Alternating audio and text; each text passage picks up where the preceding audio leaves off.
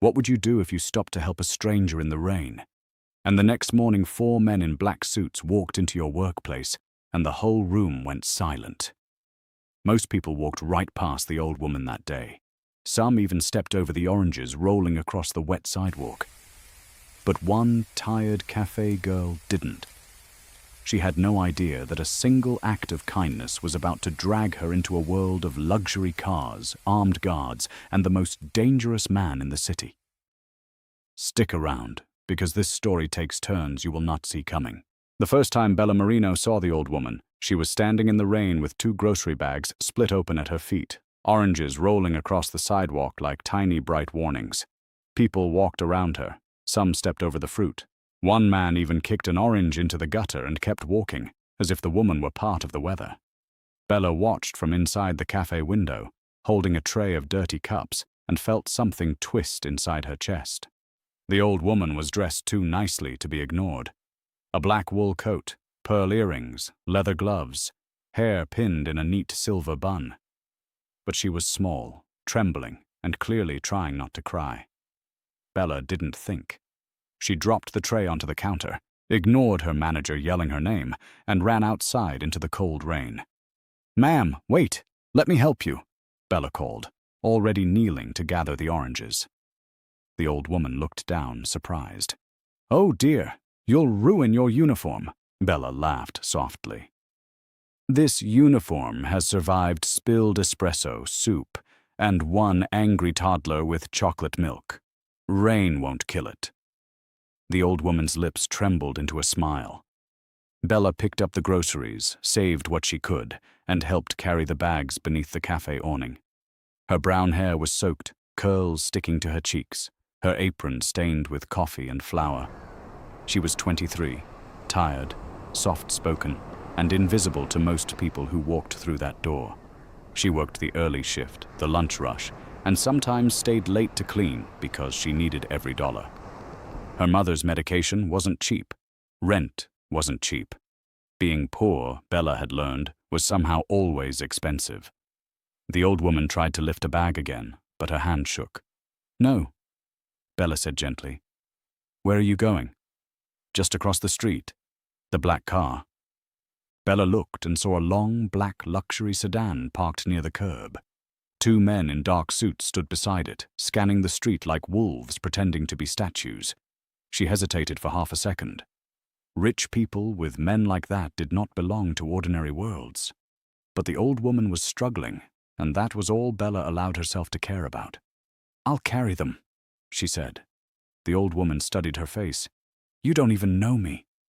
Bella shrugged. "You needed help." That answer seemed to hit the old woman harder than Bella expected. Together, they crossed the wet sidewalk.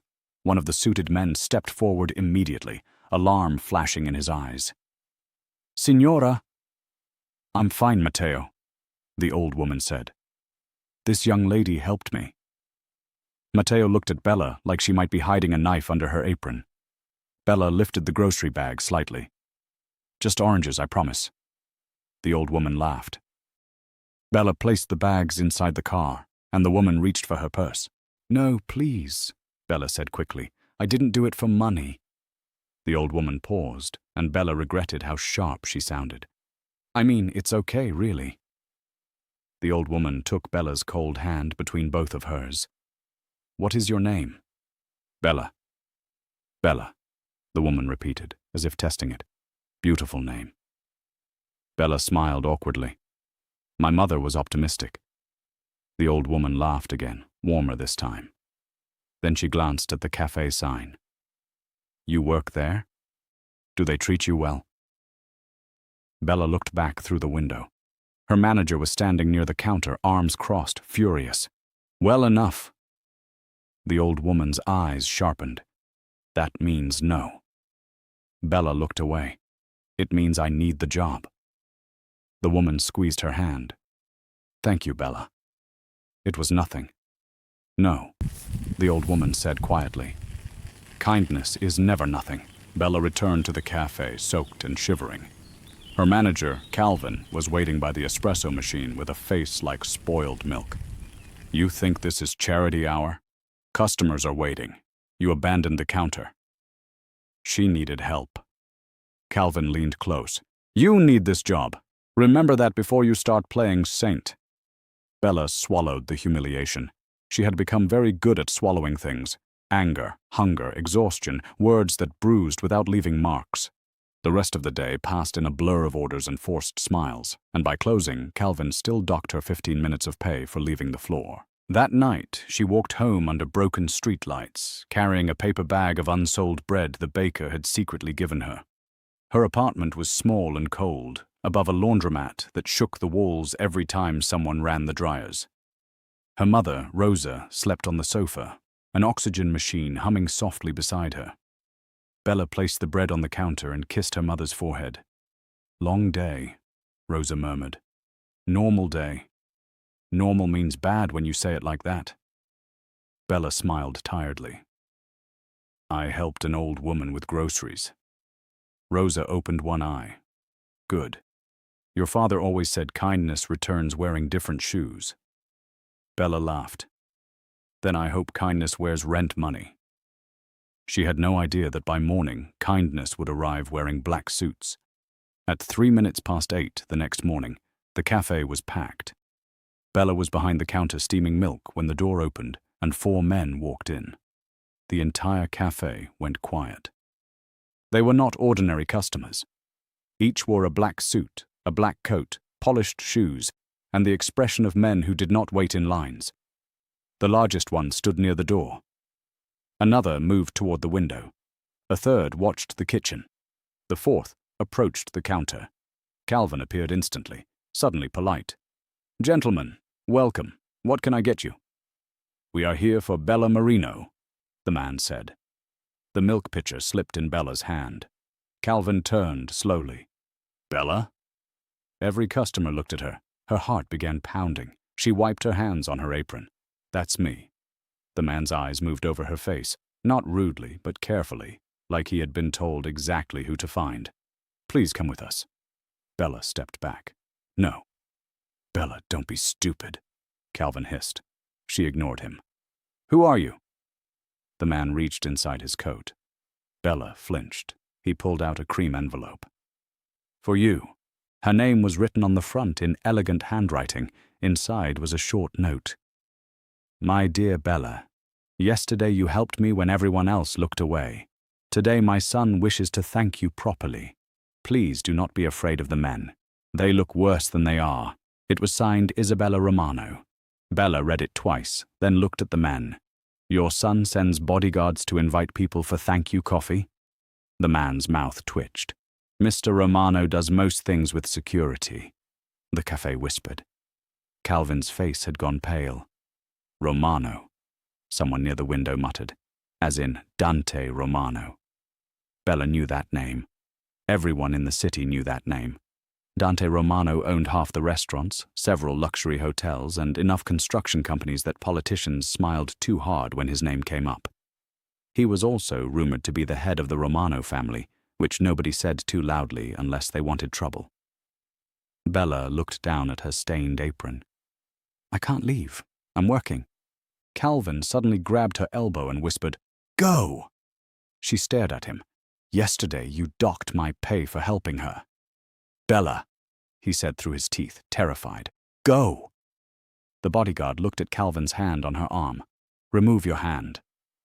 Calvin obeyed instantly. Bella slowly took off her apron. Her hands were shaking, but her voice stayed steady.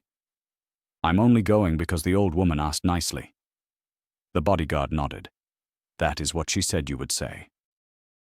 Outside, a black SUV waited at the curb. Bella's stomach twisted. For a second she almost ran. But then she saw the old woman from yesterday sitting inside, smiling through the window. Hello, dear, Isabella Romano said as the door opened. I told them not to frighten you. They are terrible at subtlety. Bella climbed in carefully. That was them trying not to? Isabella laughed. You see, I like you already. They drove to a mansion near the water, hidden behind iron gates and manicured gardens. Marble fountain, white stone walls, black cars, men with earpieces. Everything looked like money had learned to threaten people. Inside, it was warm and golden, full of chandeliers and polished floors. Isabella walked slowly, one hand on Bella's arm, as if Bella were the one helping her. "My son is in his office," Isabella said. "He wanted to meet the girl who refused payment." "I didn't refuse to be dramatic."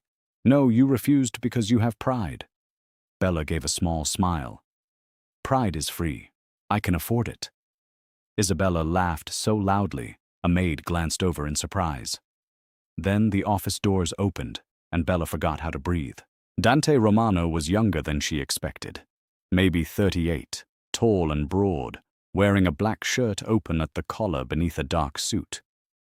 Tattoos climbed the side of his neck and disappeared beneath the fabric. His face was handsome the way storms are beautiful from far away, dangerous, controlled, impossible to ignore.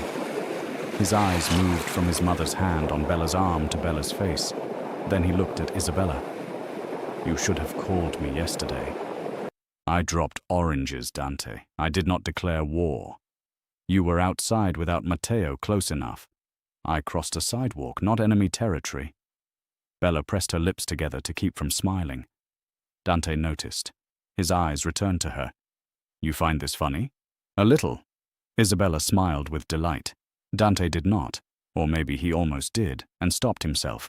"You helped my mother." She dropped groceries. Most people kept walking. "They were rude," Dante said. He stepped behind his desk and picked up a small velvet box. Bella immediately raised her hands. "No." Dante paused. "You haven't seen what it is." "If it's expensive, no." His eyebrow lifted. "You refuse gifts often?" "Only from Mafia bosses." The room went silent. Isabella covered her mouth, clearly trying not to laugh. Dante stared at Bella for 3 long seconds, then laughed once, low and surprised. Bella's cheeks warmed. "Sorry." "No," he said. "You're not." "No, I'm not." He opened the box anyway. Inside was a delicate gold bracelet with a tiny orange charm. Bella softened despite herself. "It's not payment," Isabella said gently. "It's memory." Bella looked at the old woman's hopeful face and felt her defenses weaken. "It's beautiful." Dante stepped closer and placed the box on the desk. "Take it." "Do you always order people when you're trying to be nice?" "I'm not often trying to be nice." "Clearly," Isabella laughed again. "Dante, she is good for you."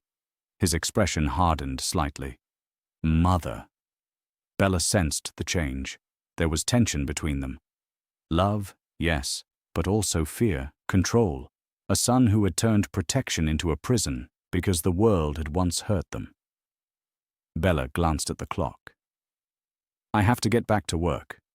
Dante picked up his phone. "You have the day off." "No, I don't." He looked up. "You do now." "Did you just call my boss?" "Yes." "You can't just rearrange my life because your mother likes me." "I can." "Wrong answer." Bella stepped closer to his desk. "Listen, Mr. Romano. Yesterday I helped your mother because she needed help. I didn't do it to get dragged out of my job, given jewelry, and ordered around by a man with bodyguards."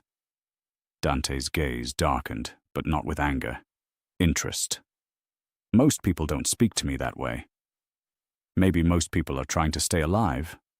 And you?" "I'm trying to pay rent." That made him quiet. He studied her for a long moment. Then, "No surprises." He placed the bracelet box in her hand. "No strings, no debt. You may return to work after tea." One tea became lunch. Lunch became a tour of the garden, because Isabella insisted the roses were criminally ignored by men with guns.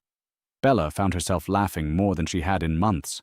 Isabella asked about her mother, her job, her dreams, and heard what was hidden underneath. "You take care of everyone," the old woman said. Bella looked at her hands. "Someone has to." "And who takes care of you?" Bella smiled, but it hurt. "Coffee." From the terrace, Dante watched them. His right-hand man, Marco, stood beside him. "She's ordinary, boss." Dante's eyes stayed on Bella. "No. Ordinary people don't refuse money when they need it. That makes her dangerous." Dante's voice was quiet. That makes her rare. By the time Bella returned to the cafe, everything had changed. Calvin was too polite. Customers whispered. A co-worker named Jenna grabbed her arm near the pantry. "Are you insane? 4 Romano men came for you." "They came for his mother." "No, Bella. Men like that don't send bodyguards for nothing." Bella touched the bracelet hidden in her pocket. It was just tea. Jenna stared. With the Romanos, nothing is just tea. That night after closing, Bella found Calvin counting cash. "You docked my pay yesterday. You will adjust it, and you'll pay Jenna for the extra hours you keep pretending are training." His face tightened. "Bella, don't push your luck." For the first time, Bella didn't shrink. "Luck walked into the cafe wearing 4 black suits this morning," she said. "I'm pushing back pay." Calvin stared at her, pale and furious. The next day, the cafe got a visit, not from a health inspector, from Dante Romano himself. He walked in at 10 with 2 men behind him, wearing a dark suit and the expression of someone evaluating a crime scene. Bella nearly dropped a cappuccino.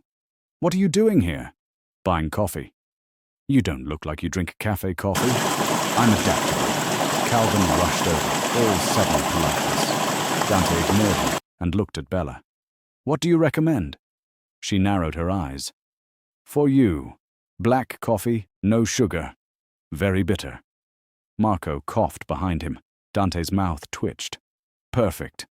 For the next hour, business doubled because everyone wanted to see why Dante Romano was sitting in a small cafe drinking bitter coffee while watching a barista like she was the only person in the room. Bella hated how aware she was of him. Hated the way his eyes followed the movement of her hands. Hated that he noticed when she winced, lifting a crate of milk. After the rush, Dante stood and walked behind the counter. "You can't come back here," she said. "I own the building now." Bella froze. "What?" "The landlord was eager to sell. Your manager is stealing wages, underpaying staff, and storing expired ingredients near the back sink." Calvin appeared in the doorway, sweating.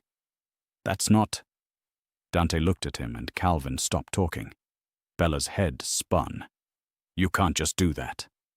"I already did." "Why?" Dante looked at her carefully. "Because you asked him to pay people fairly, and he threatened you after I left." Bella's blood went cold. "How do you know that?" His silence answered. She stepped closer, furious. "You had me watched. To keep you safe." "I didn't ask you to keep me safe." "No, but someone followed you home last night." Bella stopped. Dante's tone remained calm, but his eyes did not. "Not my men. Someone else." "Who?" "That is what I intend to find out." The world tilted. The danger Bella thought belonged only to him had somehow reached her. Dante lowered his voice. "My mother spoke too freely. People know she favors you.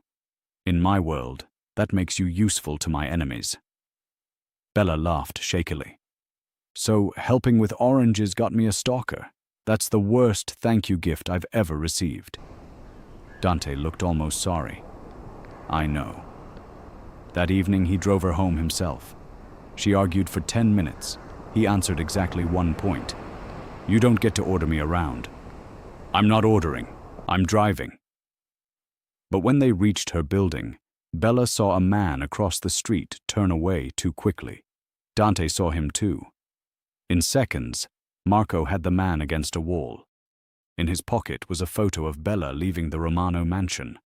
On the back was written, "The mother's new pet." Bella felt sick. Dante's face became terrifyingly still. "Who sent you?" The man said nothing. Dante smiled. Bella quickly stepped forward. "Don't. Not here. Not in front of my building. My mother is upstairs." The word mother changed his expression. He turned to Marco. "Take him away." Bella's legs shook. Dante noticed and gently touched her elbow. "Come. I need to check your apartment." Rosa Marino was not impressed by Mafia money. She sat on the sofa with a blanket over her knees, oxygen tube under her nose, and looked Dante up and down. You're the reason my daughter came home in a black car. Dante stood respectfully near the door. Yes, ma'am. You trouble? Yes, ma'am. Bella groaned. Dante. Rosa's eyes narrowed. At least he's honest. He inspected the apartment quietly. Broken window latch, weak door lock, a fire escape accessible from the alley. Every flaw made his jaw tighten. Rosa watched him. You care about her? Bella froze. Dante looked at Bella first, then Rosa. I am beginning to. The room went silent. Bella's heart tripped. Rosa nodded slowly. Then don't make her pay for your world. Dante's voice softened. I'm trying not to. Rosa held his gaze. Try harder. The next days became strange. Dante bought the cafe building but did not fire everyone. Instead, he replaced Calvin with Jenna, paid back wages, renovated the kitchen, and installed proper locks. Bella tried to stay angry, but it was difficult while her co-workers cried from relief. Isabella visited daily, sitting near the window with tea, watching Bella work. You love this place. I love what it could be. Then make it yours. Bella laughed. With what money? Isabella only smiled, and Bella turned suspicious. Don't. My dear, I am Italian. Interference is love with better shoes, but enemies moved faster than dreams. One evening, Isabella collapsed outside the cafe. Bella caught her before she hit the ground. Dante arrived in 7 minutes, faster than any ambulance.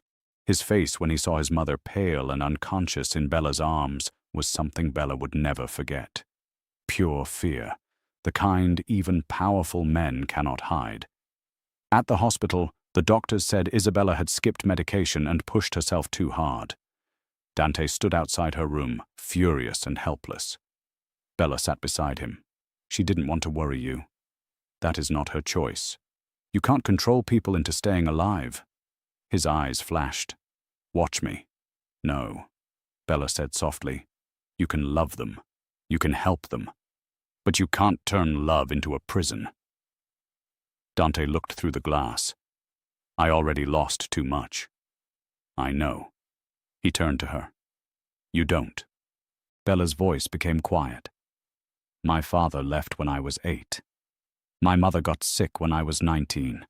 I lost college, savings, friends, sleep, and most of myself trying to keep her breathing.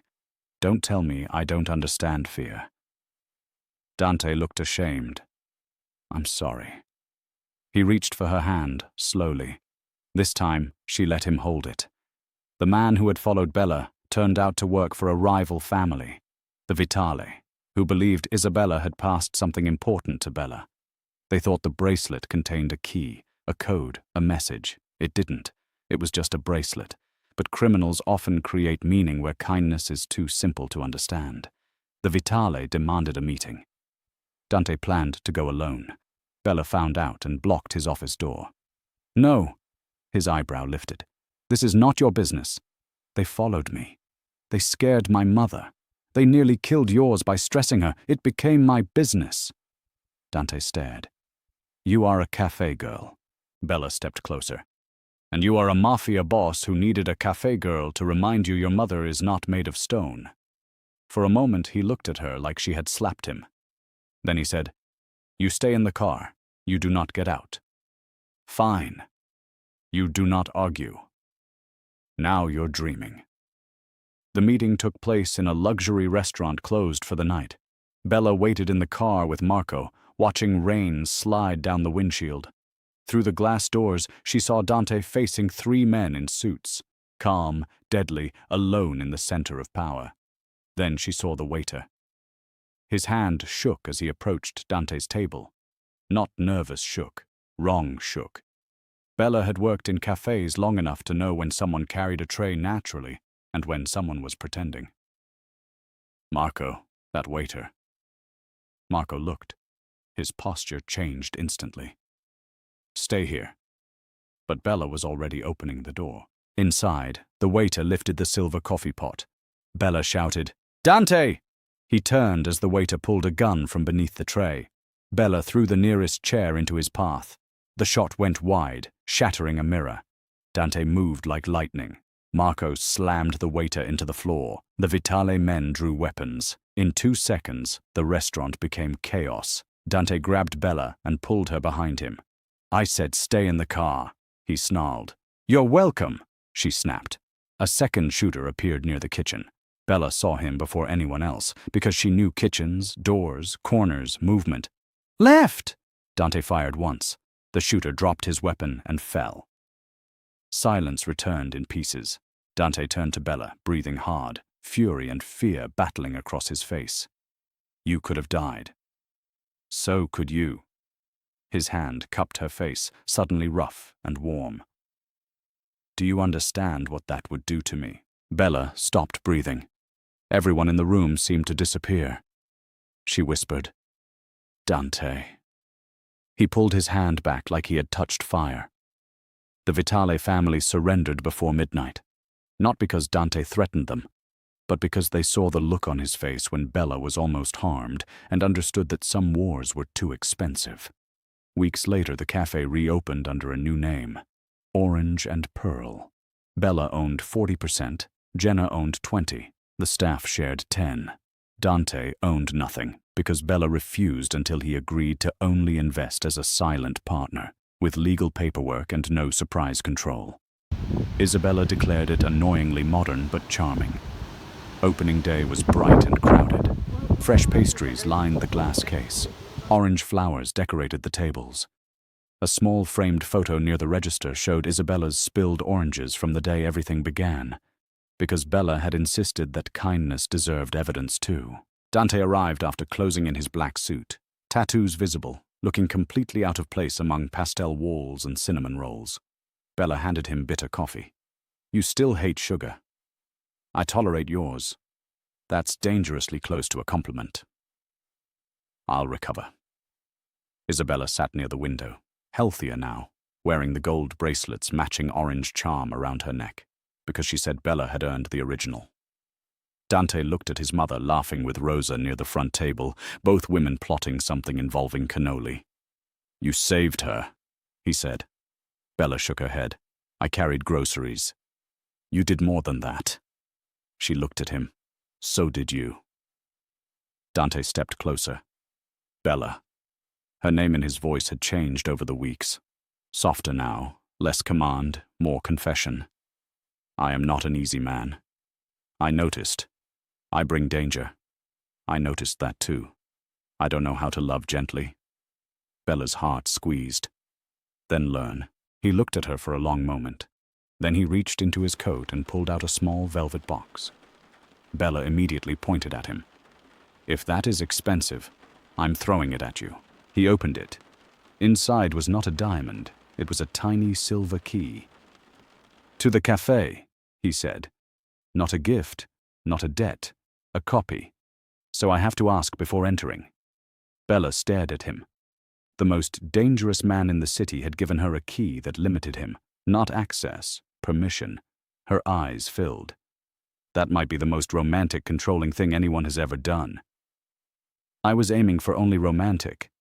You missed slightly. I'll improve." She laughed through tears. Then she stepped closer and kissed him. Not because he was powerful, not because he sent 4 bodyguards, not because he bought buildings or ended threats, but because underneath all that darkness was a man trying, clumsily and fiercely, to become someone worthy of the kindness that had found his mother in the rain. And Bella was no longer just the poor cafe girl who carried bags for an old woman. She was the woman who taught a Mafia boss that kindness was not weakness. It was a debt no money could repay. So here's what stays with me about this whole story. We live in a world that quietly teaches us that kindness is a kind of weakness, that the smart move is to keep walking, to step over the oranges, to protect ourselves first. And a dozen people did exactly that the morning it all began. But Bella didn't. She stopped in the rain, for a stranger who could do nothing for her, and asked for nothing in return. That's the thing about real kindness. It isn't a transaction. It isn't a bet placed on a future reward. It's just something you do because someone needs it. And the beautiful, strange truth is that it so often comes back around, wearing shoes you'd never expect. But there's something even more powerful buried underneath the black cars and the gunfights. And it's the thing Bella taught a man who could buy an entire city. That love and control are not the same thing. Dante spent his whole life believing that if he just held tightly enough, watched closely enough, locked every door, he could keep the people he loved safe. And it took a cafe girl with no money and no power to show him that you can't cage the people you love and call it protection. Real love hands someone a key. It asks permission. It trusts. That was the gift she gave him, worth more than any building he ever bought. If this story touched your heart, if you felt that spark when a tired girl chose kindness over comfort and it changed her entire life, then do me a favor and hit that like button. It honestly helps more than you know. Share this video with someone who believes that one small act of kindness really can change everything.